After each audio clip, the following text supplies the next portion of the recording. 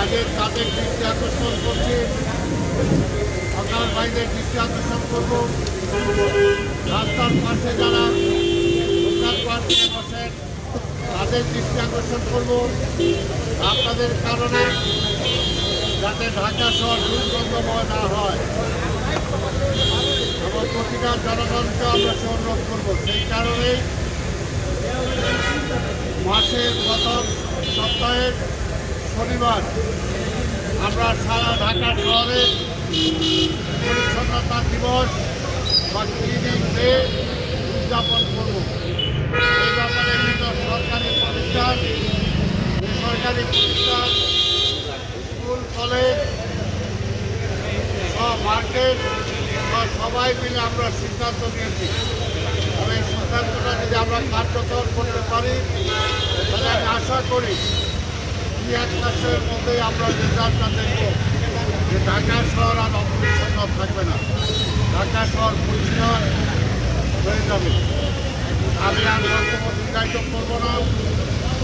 এটার জন্য আমরা আবার বলছি, প্রতি মাসের সপ্তাহের প্রথম শনিবার আমরা এটা পালন করবো। যার যার বিল্ডিং, যার যার ব্যবসা প্রতিষ্ঠান, যার যার সামনে রাস্তা, যার যার বাড়িঘর আমরা সবাই পরিষ্কার পরিচ্ছন্ন করতে, তাহলে দেখা যাবে ঢাকা শহর পরিচ্ছন্ন হয়ে যাবে।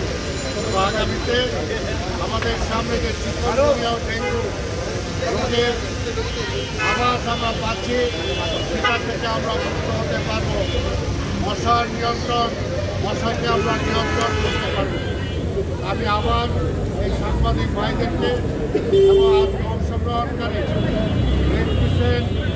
এবং আরেকটি গ্রামে এবং বিএনপির সব অঙ্গ সংগঠন যারা অংশগ্রহণ করেছে তাদের সবাইকে আমি ধন্যবাদ দিয়ে আমার বক্তব্য এখানেই শেষ করছি। আপনাদের সবাইকে ধন্যবাদ। খোদা হাফেজ। বাংলাদেশ। রাস্তাতে কোনো ময়লা না ফেলা, সেক্ষেত্রে রাস্তার পাশে কোনো ডাস্টবিন এখন পর্যন্ত দেওয়া হয়নি। সিটি কর্পোরেশন বা আপনারা কি এটার বিষয়ে কোনো পদক্ষেপ নিচ্ছেন না?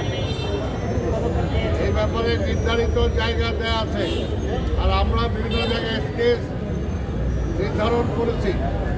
আমরা আমাদের সুইপাররা এই কাজটা করে, কাজে যেখানেই তারা আবর্জনা তাদের একটা যে কোনো ব্যাগের মধ্যে ফেলে ভরে একটা নির্ধারিত জায়গায় যদি ফেলে,